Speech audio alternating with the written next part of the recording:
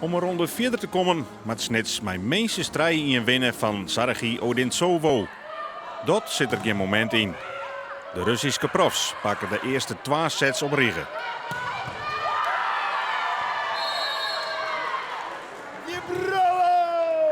De Snitservrouwje heeft haar eigen publiek nog in set pakt. En dat stekt vanzelfs toch wel.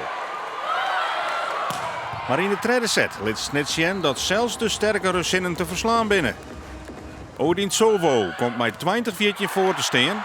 En dan tonen de Snitsers haar kwaliteit. Beetje bij beetje kroepen ze dichterbij. En op matchpoint voor de Russen is het Fenna Seinstra die de stand weer in leek wegloekt. 31 gelijk. Snits oerlebbert liefst 5 matchpoints en komt via Roos van Wijnen op 32-31.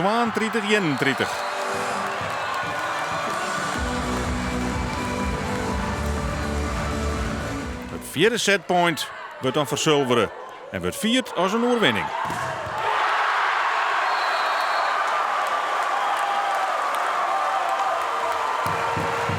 De Russen gaan er wel stroog. De jonge Snitsers zullen grutsk waarom op haar Europees avontuur. Met welk gevoel sta je trots?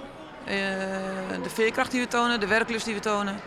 Momenten dat ik echt mooi volleybal zie. Ja, ik denk dat we trots op kunnen zijn wat we neergezet hebben en dat we het ze zo moeilijk hebben gemaakt. Voor de meiden is het een ervaring rijker waar ze weer, niet nu, maar wel over een aantal weken op terug kunnen kijken. Zo van, dat hebben we mooi geflikt en hebben echt wel wat van geleerd.